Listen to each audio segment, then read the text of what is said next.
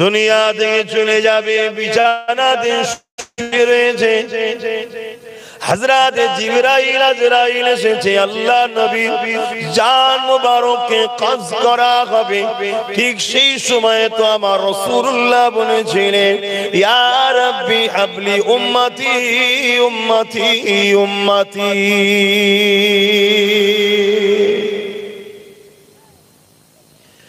এ নবীর উম্মত, সেই রাসূলকে ভুলে যেও না, সেই নবী থেকে দূরে সরে যেও না।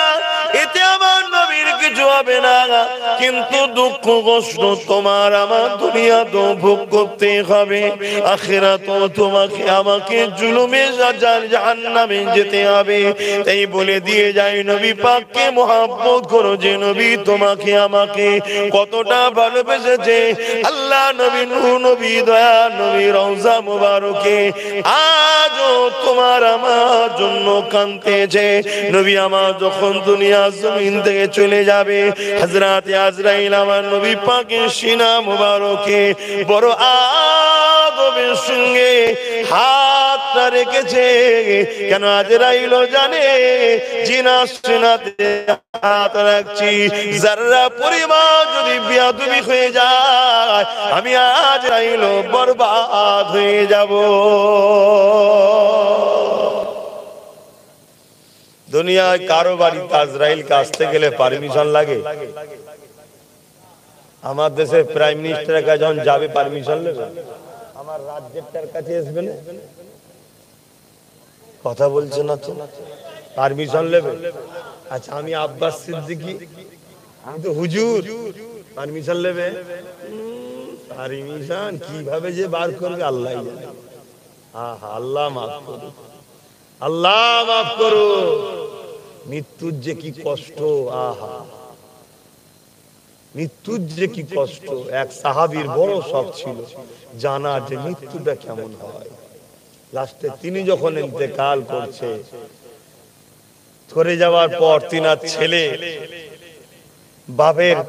বাপ যে বারবার করে দেয়, বাপের কবরের কাছে যে বারবার বলে, আব্বা আপনি তো বারবার বলতেন, আপনি বলুন না কেমন কষ্ট হয়েছিল। পাহাড়ি এলাকায় এক ধরনের কাঁটাযুক্ত গাছ পাওয়া যায়, নামটা স্মরণ হচ্ছে না। কাঁটাগুলো পেরে কেন নাই, শক্ত। শুনছো তো যুবকগুলো? আপনাদের মনে, আমাদের যুবকদের মনে মৃত্যু হবে নাকি? সারা জীবন থাকবে নাকি? আবার কেউ কেউ বলে তুমি অমর থাকো, আমরা তোমায় স্মরণ রাখবো নাকি? অমর, ওর কি হচ্ছে দেখ না কবরে গিয়ে। কাঁটা যুক্ত গাছ মুখ দিয়ে ঢুকিয়েছে, পায়খানা রাস্তা দিয়ে বার করছে, আর পুরো শরীরের নাড়ি ভুড়ি যা আছে কাঁটা যুক্ত গাছে জড়িয়েছে, আর খুব জোরে টানা হচ্ছে।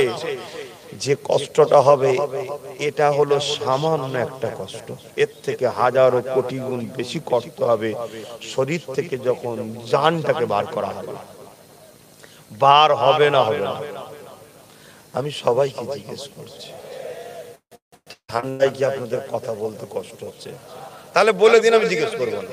আর নয় আমার হ্যাবিট আছে কথা বলা, আমি বারবার জিজ্ঞেস করছি, আপনি মনে মনে হয়তো বিরক্ত হচ্ছেন। আপনি বলে দিন যে আমার ঠান্ডায় কষ্ট লাগছে, সব জিজ্ঞেস করবেন না, বলুন এক ধাপে শুনে যাচ্ছে, তাহলে আমি জিজ্ঞেস করবো না।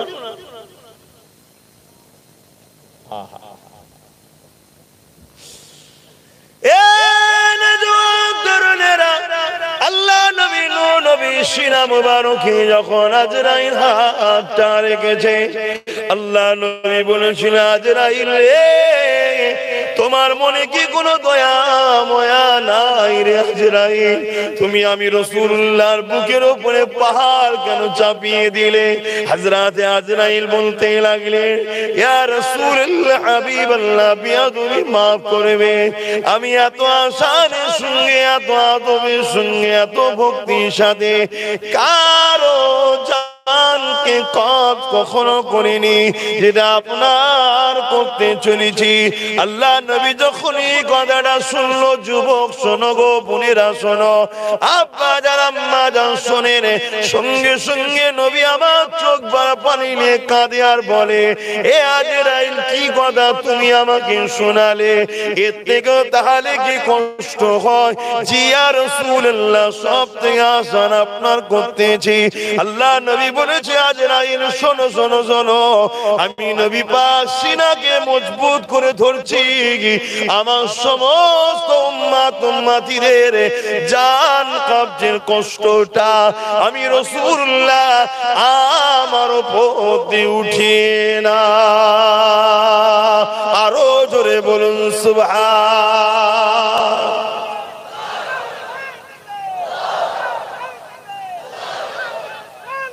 ইয়া রাসূলুল্লাহ, ইয়া রাসূলুল্লাহ, জিন্দাবাদ। আল্লাহু আকবার। কখনো সেই নবীর কথা ভাবেন? কখনো কি সেই নবীর জন্য দিল আমার ঘরের ভাইদের কাঁদে? কখনো কি সেই নবীর দিনটা কি করে সন্ত্রাস অত্যাচারী জালিমদের হাত থেকে নিরাপদে থাকবে? কখনো ভাবে? বলুন আমার ভাইরা, যে নবী বলল পাহাড় চাপিয়ে দিলে, সেই নবী যখন আওয়াজ শুনলো যে আজরাইল বলল এত আসান কারণই নেই, তখনই বলছে আজরাইল কি বললে? আমার দুর্বল উম্মত গরিব কষ্ট পাবে, কমজোর উম্মত কষ্ট পাবে। এ আজরাইল আমি সিনাকে মজবুত করে ধরছি, সবার কষ্টের বেদনা আমার বুকের উপর তুলে না। সেই ময়ান নবী, দয়ান নবীর কথা কখনো মনে পড়ে? ভাবো, শুনে রেখে দাও, আজ বড় পাওয়ারের সাথে বলে যাচ্ছি, যাদের দিল নবীর জন্য কাঁদে না ও বেঈমান, যাদের দিল রাসূলুল্লাহর জন্য কষ্ট পায় না, কাঁদে না, ওর মধ্যে কোনো ঈমান নাই। নামাজ কাজার মাপ আছে, রোজার কাজার মাপ আছে, দাড়ি চাচার মাপ আছে, সিনেমা দেখার মাপ আছে, গান শোনার মাপ আছে, কিন্তু রাসূলুল্লাহর দিল যে নবীর জন্য যদি না কেঁদে থাকে, ওর মাপ নাই। কেন? ওর মধ্যে ঈমানই নাই। আর যার ঈমান নেই তার কোনোদিন মাপ নাই। নামাজ কাজার মাপ আছে, কেমন? আল্লাহ চাইলে কোনো শাস্তি না দিয়েও মাফ করতে পারে, আর না হয় শাস্তি দিয়ে মাফ করে দেবে। আর যার দিল নবীর জন্য কাঁদে না, তাকে আল্লাহ জাহান্নামে ঢুকাবে আর বেরোবে না। ফাইসাল্লাহ তোমাদের হাতে, তুমি কোথায় থাকতে চাও, কোথায় যেতে চাও, তোমার ব্যাপার। হ্যাঁ হ্যাঁ, কি ভালোবেসেছে! যখন শিশু বেলায় দুলনায় দুলছে তখনও কাঁদছে, শুধু মা হালিমার ঘরে গেছে তখনও কাঁদছে। বাবারা নবী, এতিম নবী, মারা নবী, কখনো নিজের জন্য কাঁদে না। যখনই কেঁদেছে, আল্লাহ আমার উম্মতদের কি হবে, আমার উম্মতদের কি হবে, আমার উম্মতদের কি হবে। আর হায় উম্মত, সারা জীবন আমরা ভেবে গেলাম জালিম, বদমাইশ, লুটেরা, অত্যাচারী নেতাদের কি হবে সেটা আমরা ভেবে যাই, কখনো রাসূলুল্লাহর কথা ভাবিনি। হায় হায় হায়। আর আমরা যখন এসে আপনাদেরকে একটু বুঝাই, আল্লাহকে সাক্ষী রেখে বলুন, এই মুহূর্তে আপনাদের দিলে রাসূলুল্লাহর জন্য ভাবনা আসছে না আসে না? আওয়াজ দিয়ে বলুন, আসছে না আসে না? কার কার দিলে আসছে সাক্ষী রেখে বলুন, হাত তুলে। আলহামদুলিল্লাহ। যদি ঈমান বেরিয়ে যায়, আমাদের সোহবতে বসে এই মুহূর্তে ঈমান তো ভেতরে আসছে, জোরে বলুন সুবহানাল্লাহ। কিন্তু আপনারা আমাদের কাছে বসতে চান না, আপনারা আমাদের থেকে অনেকে দূরে থাকতে চান। অনেকে আবার আমরা এলে তাদের অসুবিধা হয়, বাধা দেয়, নবিয়ানা মাহফিলকে মিটিয়ে দিতে চায়, গোপনে গিয়ে থানাকে অবজেকশন দেয়, কোরআনের মাহফিলের বিরোধী করে। শোনো, আজকে আবার বলে যাচ্ছি, हमें तो लूट लिया है आपनों ने, गैरों में कहां दम था, मेरे किस्ती जहां डूबी वहां पानी कम था। এটা একটা ছন্দ বা কওয়াত আছে, কিন্তু হাকিকত কথা, তোমার আমার যদি সবথেকে বড় কেউ দুশমন থাকে, গাদ্দার থাকে, ক্ষতিকারক থাকে, সেটা তোমার আমার আস্তানার মধ্যে, তোমার আমার আস্তিনের মধ্যে, তোমার আমার গ্রাম ঘরের মধ্যে রয়েছে, যাকে আরবিতে বলা হয় মুনাফিক। চিনবেন কি করে? রাসূলুল্লাহর জন্য পাওয়া যায় না। এইটা হলো মুনাফিক চেনার বৈশিষ্ট্য। আমার কথাই কি আমার ভাইদের মনে কষ্ট লাগছে? যদিও লেগে যায় ভাই, আমি আপনাদের কষ্ট দিবার উদ্দেশ্যে বলিনি, আপনাদেরকে বাঁচাবার উদ্দেশ্যে বলছি।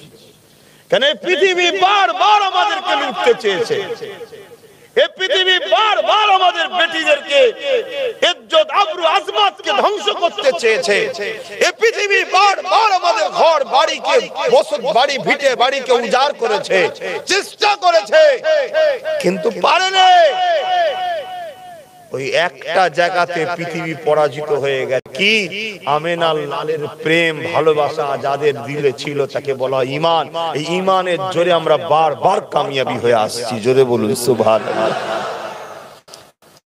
ইতিহাস বলছে যখনই আমাদেরকে দুনিয়া লুটতে চেয়েছে, আমাদের হাতে তখন বন্দুক ছিল না, তরোয়াল ছিল না, ঢাল ছিল না, বোম ছিল না, ফোর্স ছিল না, মিলিটারি ছিল না, পদ ছিল না, শাসক ছিল না, সব তো লুটার জন্য ছিল, সাথে কেউ ছিল না।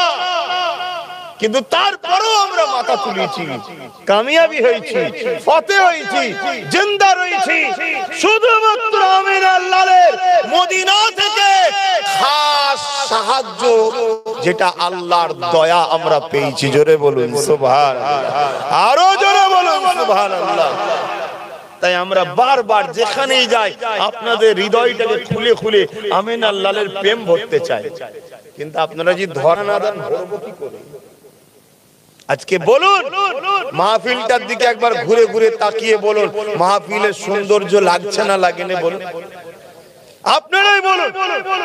তো এটা কি আমার মাহফিল হচ্ছে না আমার বাপের হচ্ছে না আমার রাসূলুল্লাহর হচ্ছে? বলুন, তাহলে কার মাহফিলের মানান করলেন আপনারা? আপনারা 2 কিলো চালের জন্য শয়তানের যে ভরান, 1 কিলো আলুর জন্য জালিমের মাহফিল যে ভরাতে পারেন, আর আমিনার লালের যেখানে কথা হয় সেখানে ভরাতে গিয়ে আপনাদের কি অসুবিধা হয়?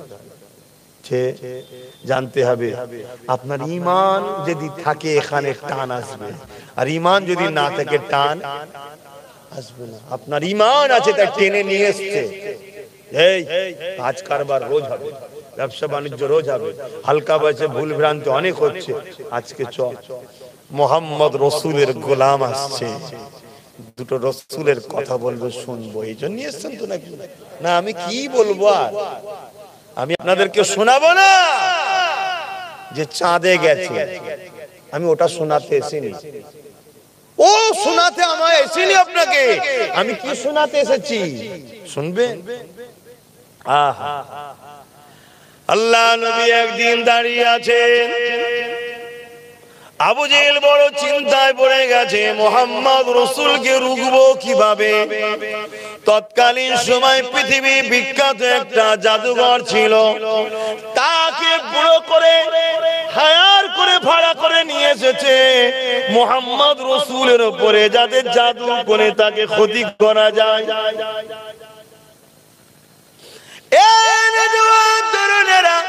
ওই জাদুঘর যখন মক্কা জমিনে এসেছে, এসে বলতে লেগেছে, আমি ক্ষতি করার আগে একবার মুহাম্মদ রাসূলের সঙ্গে কথা বলতে চাই, মুহাম্মদ রাসূলের সঙ্গে আমি দেখা করতে চাই।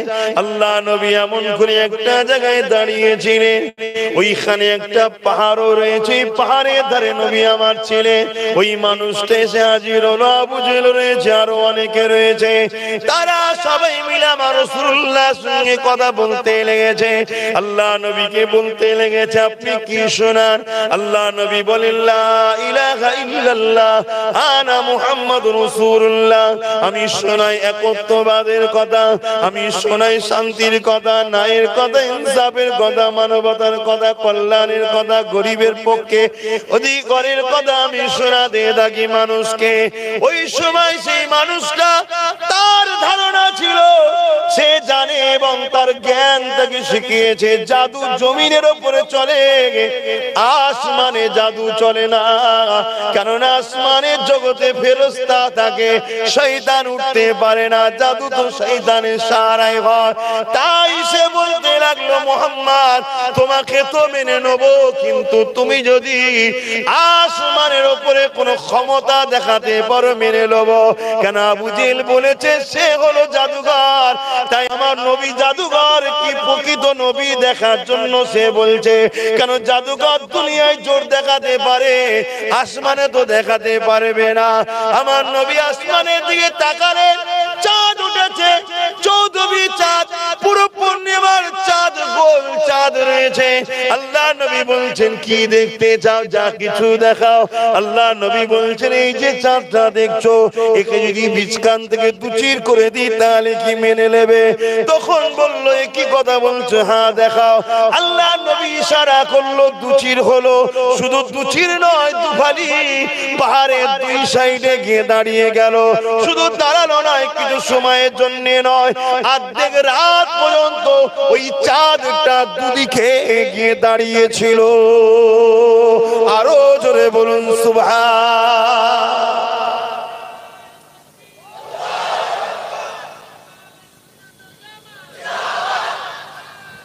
শুনছো যুবক, শুনছো তো? আমি তোমাকে কে চাঁদে গেছে শোনাতে এসিনি, আমি তোমাকে শোনাতে এসছি আমার নেতার জমিন থেকে চাঁদকে বলেছে দুটুকরো হয়ে গেছে, আমি সেটা শোনাতে এসছি। জোরে বলুন সুবহানাল্লাহ। কার পিছনে ছুটছো তোমরা? কোন নেশায় আছো? আসো আমিনার লালকে ভালোবাসি, আসো আমার নবীকে প্যার করি, আসো এই দিলটাতে মোহাম্মদ রসুলকে জায়গা দিই। তিনি যেটা করেছে করব, তিনি যেটা নিষেধ করেছে ছেড়ে দেবো। পৃথিবীর সব থেকে পিছিয়ে পড়া মানুষকে পৃথিবীর শ্রেষ্ঠ বানিয়েছেন মোহাম্মদ রসুল। জোরে বলুন সুবহানাল্লাহ।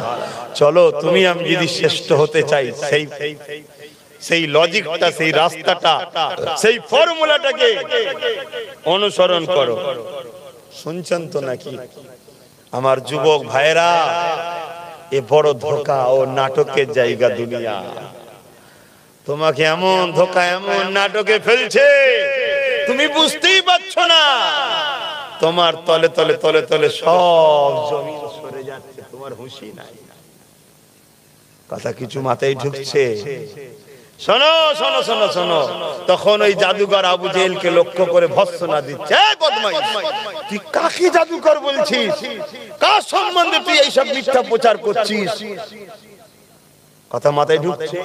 তবে শোনেন, আমি আপনাকে রসুল বলে আপনাকে মেনে নেব, কিন্তু আমি আগে ঘরে যাব, ঘরে গিয়ে তারপরে আসবো। আল্লাহর নবী বলছেন শোনো, তুমি তো ঘরে যাবে, কিন্তু যাবার আগে আমার একটা কথা শুনে যাও। কি কথা? তোমার দিলে একটা বড় পেরেশান আছে। বলুন সুবহানাল্লাহ। আরো জোরে বলে। আমার রাসূলকে আল্লাহ পাওয়ার দিয়েছে। মানুষের দিলে কি থাকে আল্লাহ জানে বেশক, কিন্তু আল্লাহ নবীকে জানার ক্ষমতা দিয়েছে। জোরে বলুন সুবহানাল্লাহ। আর আল্লাহকে কেউ ক্ষমতা দেয়নি। তাহলে নবী আর আল্লাহর সঙ্গে পার্থক্য হলো না? হলো না? লোক ঘাবড়ে যায়, দিলের কথা নবী জানে বললো কি করে? তো আল্লাহ জানে। আরে মূর্খ, আল্লাহকে কেউ জানায়নি, তিনি খোদ মালিক। আর আল্লাহ মুহাম্মদ রাসূলকে জানতে দিয়েছে, আমাদেরকে জানতে দেয়নি। মুহাম্মদ রাসূলের সঙ্গে আমাদের পার্থক্য আল্লাহ করে দিয়েছে। জোরে বলুন সুবহানাল্লাহ। তো শোনো, তোমার দিলে একটা বড় পরেশান আছে। কি পরেশান? সে তো চমকে গেছে, পৃথিবীর বড় জাদুকর তৎকালীন সময়। কি পরেশান? তোমার একটা বেটি আছে, সে অপারক, বোঝেন না, প্যারালাইসিস জন্মগত ভাবে। তোমার মন বড় চাই তোমার মেয়েটা যদি সুস্থ হয় তুমি বড় খুশি হবে। বলছে হ্যাঁ ঠিকই, যাও ঘরে যাও। ঘরে চলে যাও। ঘরে গিয়ে যখন তৎকালীন সময় যেভাবে হোক, এখন বেল সিস্টেম আওয়াজ দিয়েছে, ওই অপারক বেটিটা হাঁটতে হাঁটতে দরজা খুলছে বাবাকে। জোরে বলুন সুবহানাল্লাহ। জিজ্ঞেস করছে, মা তোর এই হাল কেন? গত রাত্রে একজন আমার কাছে এসেছিলেন। শোনো, কার কথা তোমায় শোনাতে এসেছি? হ্যাঁ, কার কথা শোনাতে এসেছি? আর বসো কোথায় তোমরা? হ্যাঁ হ্যাঁ, মায়ের পেটে, মায়ের পেটে 9 মাস বা 10 মাস ছিলে খাওয়ালো যে আল্লাহ। দুনিয়ায় আসার আগে তোমার আমার মায়ের স্তনে খাবার পাঠিয়ে দিল যে আল্লাহ। তখন দুর্বল ছিল, আল্লাহ খালো, এখন সবল হয়েছে, একটু ঘুরতেই বলেছে আল্লাহ রেজেক দেবো। আর এখন আল্লাহ ছেড়ে দিয়ে জালিমের পিছনে ঘুরছো, চোরের পিছনে ঘুরছো, মাতালের পিছনে ঘুরছো, খনির পিছনে ঘুরছো, গুন্ডার পিছনে ঘুরছো, রেপিস্টের পিছনে ঘুরছো, যারা তোমার দিনকে মিটাবার জন্য সমাজের যাত্রা মেলা গান দিয়ে তোমাদেরকে শেষ করছে, তাদের পিছনে ঘুরে বেড়াচ্ছ। তুমি আমার নবীর উম্মত, হে আমার ভাই, হে আমার বোন, ভুল আমার আসো, দুনিয়া বেশি দিনের নয়। কখন যে পুট করে শরীর থেকে চলে যাবে জানটা, কি মুখ দেখাবে আল্লাহর কাছে। আসো, আমিও তওবা করি, তুমিও তওবা করো। আল্লাহ আজ থেকেই আমাদেরকে পরিবর্তন যেন করে। যতদিন বাঁচবো এই আশা নিয়ে বাঁচবো, এই স্বপ্ন নিয়ে বাঁচবো, এই চাহাত নিয়ে বাঁচবো, এইভাবেই বাঁচবো যে আজ থেকে আমি মোহাম্মদ রসুলকে, নিজেকে মোহাম্মদ রসুলের কাছে নিজেকে দান করলাম। আমার হাসি, আমার কান্না, আমার চলা, আমার উঠা, আমার বসা সবটাই মোহাম্মদ রসুলকে ফলো করে হবে, অন্য কাউকে নয়। জোরে বলুন সুবহানাল্লাহ। রাজি আছেন না নাই? আওয়াজ দিয়ে বলুন রাজি আছেন না নাই? হাত লম্বা করে তুলে বলুন মারহাবা। নারে দিবা, হাত লম্বা করে রাখেন, নারে দিবা। কুরআন ও সুন্নাহ, কুরআন ও সুন্নাহ, দ্বীন ইসলাম। এখান থেকে আওয়াজ দিন, লব্বাইক ইয়া রাসূলুল্লাহ, লব্বাইক ইয়া রাসূলুল্লাহ, লব্বাইক ইয়া রাসূলুল্লাহ। নারে দিবা। আল্লাহ এই হাতগুলো কবুল করেন, বলুন আল্লাহুম্মা আমিন। যদি আমার কওমের থেকে, আমার কওমের দাবি করে এখানে কোন মুসলিম দাবিদার যদি হাত না তোলে, আল্লাহ লানত তার উপরে বর্ষণ হোক। ওই রকম অপদার্থ মানুষ থাকার থেকে, আমাদের পরিবারের দাবি করার থেকে আল্লাহ লানতে ধ্বংস হয়ে যাওয়া ভালো, বলুন আমিন। কারণ একটা ক্যান্সার সমাজে আরো ক্যান্সার তৈরি করবে। কি গো, কথা খারাপ লাগছে না? তুই সেজিছিস কেন আমাদের? তুই বেরিয়ে যা। কি গো, আমার কথা ভালো লাগছে না? আমি একটু ভাই রাসূলুল্লাহর জন্য বলছি তো। হ্যাঁ, আজ রাসূলকে ফলো করবে না, নবীর কদমে জিন্দেগি দেবে না, ওরে শয়তান তুই কার কাছে দিবি? তুই কার কাছে দিবি রে জব শয়তান? তো তোর মতো শয়তান আমার কওমের দাবি করলে আমার কওম আগামী দিন মিডিয়াতে বদলাম হবে। কি বদলাম হচ্ছে না? হয় না? মিডিয়া দেখছেন না, দেখেন কোন বদমাইশ সাম্রাজ্য তৈরি করবে, কোন বদমাইশ কি ভুল ভ্রান্তি করবে, কোন বদমাইশ কাকে লুটবে আর করবে, লাস্টে বদমাইশ ধরা পড়বে আর পুরো কওমের বিরুদ্ধে একদল গদি মিডিয়া, একদল দাজ্জাল মিডিয়া ভুল ভাল প্রচার করবে না, করবে না? নিরীহ নিরীহ মুসলিম কওমের ছেলেদের উপরে জুলুম করবে না, করবে না? অতএব বাপ, মুস্তাফার গোলামরা কখনো জালিম হতে পারে না, মুস্তাফার গোলামরা কখনো গরিবকে লুটতে পারে না, মুস্তাফার গোলামরা কখনো সুদখোর হতে পারে না, মুস্তাফার গোলামরা কখনো দেশের সঙ্গে গদ্দারি করতে পারে না, মুস্তাফার গোলামরা কখনো গাদ্দার লিডারের পিছনে ঘুরতেও পারে না। কথা বুঝে আসছে না? নাই, কেন মুস্তাফার গোলাম দেশকে ভালোবাসা শিখিয়েছে। জোরে বলুন সুবহানাল্লাহ। আহা, আমার কথাই কি আপনাদের অসুবিধা হচ্ছে? তাহলে আমার নবী কি বললেন? যাও। ঘরে গিয়ে দেখছে কি বেটিটা হেঁটে হেঁটে দরজা খুলছে। আল্লাহ নবী ওকে বেটা জিজ্ঞেস করছে তার বাবা, কি ব্যাপার, কি হয়েছে? না, গতকাল রাতে একজন মানুষ এসেছিলেন, কি সুন্দর চেহারা, নূরওয়ালা চেহারা, বড় বড় জুলফি আছে, আমার রাসূল চুল রাখতেন। কথা বুঝছেন? সে আমাকে এসে বলল, ওঠো মা। আমি বললাম, আমি তো উঠতে পারি না, পায়। আরে ওঠো আর বলো বিসমিল্লাহির রহমানির রহিম, বলে ওঠো। যেই আমি বিসমিল্লাহির রহমানির রহিম বললাম, আমি উঠতেও পারলাম, হাঁটতেও পারলাম। আমি জিজ্ঞেস করলাম, তুমি কে? আপনি কে? তোমার বাবা আমাকে চেনে। জোরে বলুন সুবহানাল্লাহ। আর দেরি করলো না, ওইখান থেকেই ঘরে ঢুকলো না, আসছি মা। ফিরে আসলো, রাসূলুল্লাহর কদমে পড়লো, হাত ধরলো, লা ইলাহা ইল্লাল্লাহ মুহাম্মাদুর রাসূলুল্লাহ, সাহাবী হয়ে দুনিয়া থেকে গেলেন। জোরে বলুন সুবহানাল্লাহ। নবী ধরো। এই কালো কুচকুচে মানুষ ঠিকভাবে কথা বলতে পারে না, হাফসি দেশে ঘর। আজও সাউথ আফ্রিকা অনেক পিছিয়ে, তাহলে তখন কত পিছিয়ে ছিল ভাই? সেইখানকার একটা কালো হাফসি লম্বা চওড়া যুবক, তখন কান মানুষ কিনা বেচা হতো। আমার নবী কিনা বেচাটা বন্ধ করেছে, আমার নবী লড়াই করে বন্ধ করেছে, এমনি বন্ধ হয়নি। তাকে ওখান থেকে বিক্রি করে দিলে একদল জালিমরা। কত দুনিয়ার বাজারে বিক্রি হয়েছে, হতে হতে হতে হতে একদিন মক্কার বাজারে তোলা হলো কালো মানুষটাকে। নাম তার কি? বাহ বাহ বাহ বাহ, সবাই বলেন কি? মাশাআল্লাহ মাশাআল্লাহ। আল্লাহ আপনাদের উপরে দয়া করুক। হযরতে বেলাল রাদিয়াল্লাহু তাআলা একটু এইভাবে বলবেন এর পরের বার থেকে, ঠিক আছে?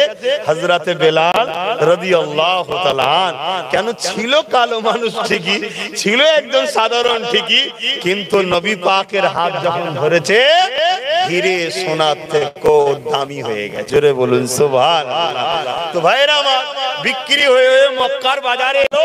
মক্কার বাজারে যখন এসেছে, উমাইয়া বলে একজন শাসক ছিল।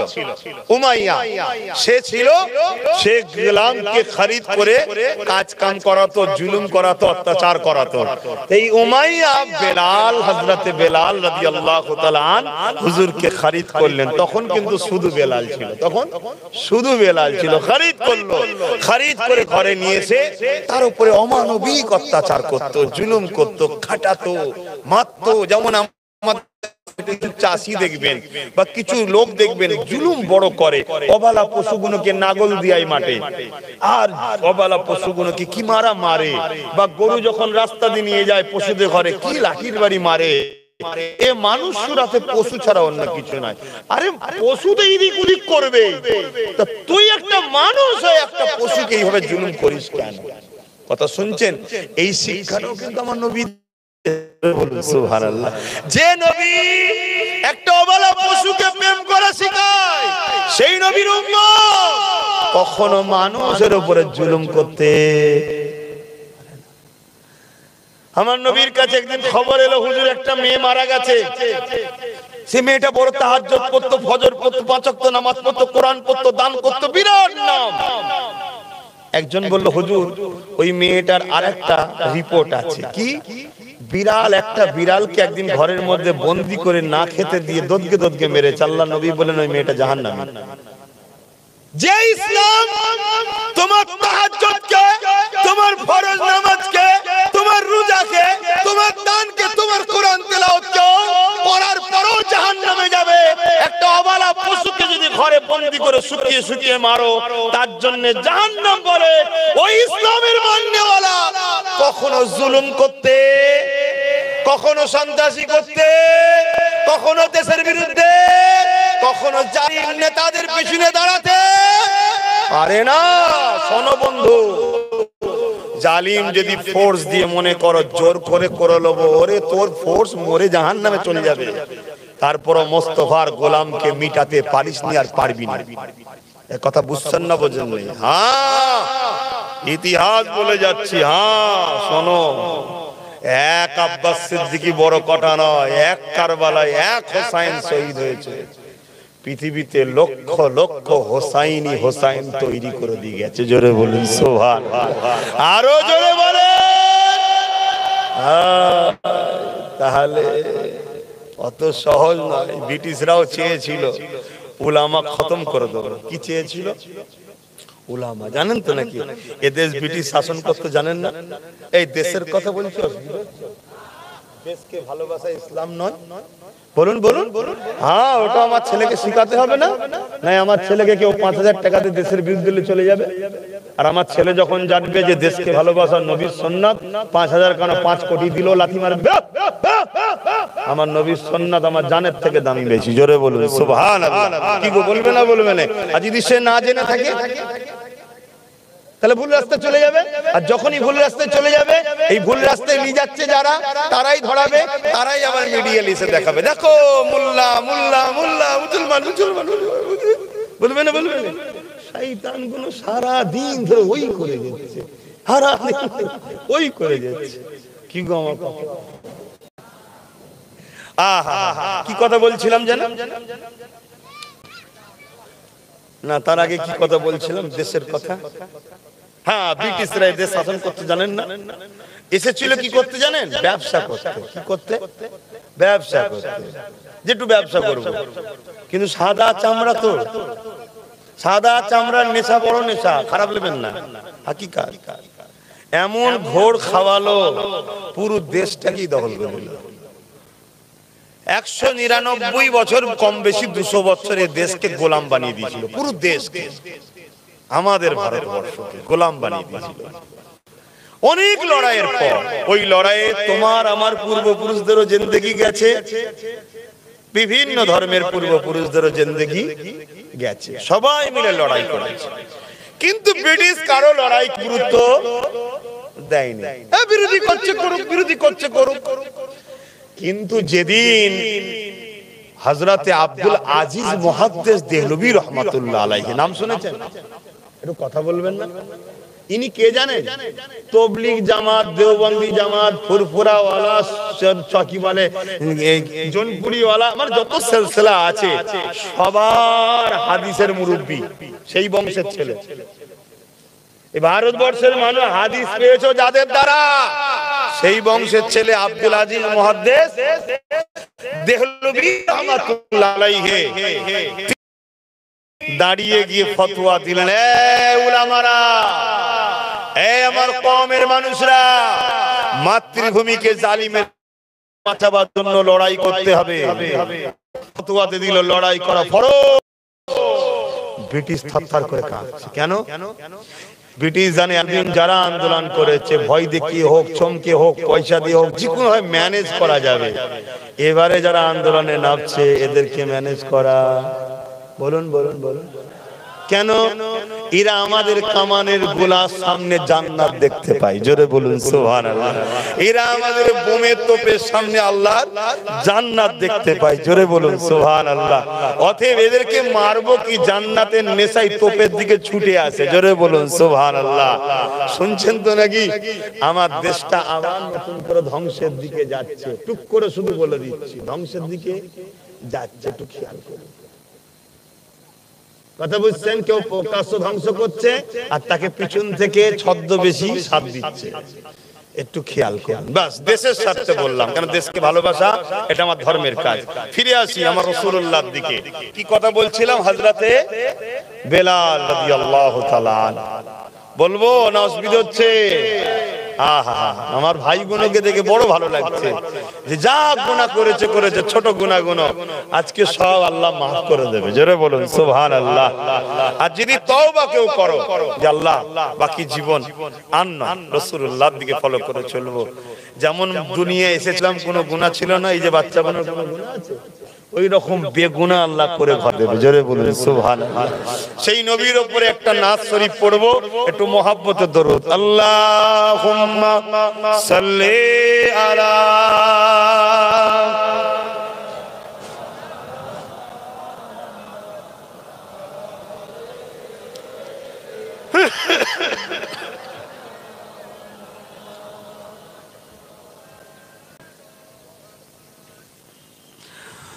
आने वालों ये तो बताओ शहर मदीना कैसा है, आने वालों ये तो बताओ शहर मदीना कैसा है, देख के जिसको जी नहीं भरता, देख के जिसको जी नहीं भरता, ओ मदीना ऐसा है, आने वालों ये तो बताओ शहर मदीना कैसा है। কি করে বলবো মদিনা কেমন, যাকে দেখে জান ভরে না, এত সুন্দর সেই মদিনা এমন, জোরে বলুন সুবহানাল্লাহ। আমি প্রত্যেকটা যুবকের কাছে আশা রাখবো, প্রত্যেকে আল্লাহর কাছে দোয়া চাও, আমার সাথে বলো আল্লাহর কাছে দোয়া চাও, আল্লাহ আমার যদি এবছরে গত বছরে যা ইনকাম দিয়েছিল তার থেকে যদি 1 লাখ টাকা আল্লাহ বেশি দাও, আমি নিয়ত রাখলাম তোমার নবীর মদিনা ও মক্কায় যাব, জোরে বলুন সুবহানাল্লাহ। কি গো যাবে না যুবকরা? এই জন বয়সে যাও, জন বয়সে যাও, আহা তবে তো বুঝবে কি জায়গা গেছো। आने वालों ये तो बताओ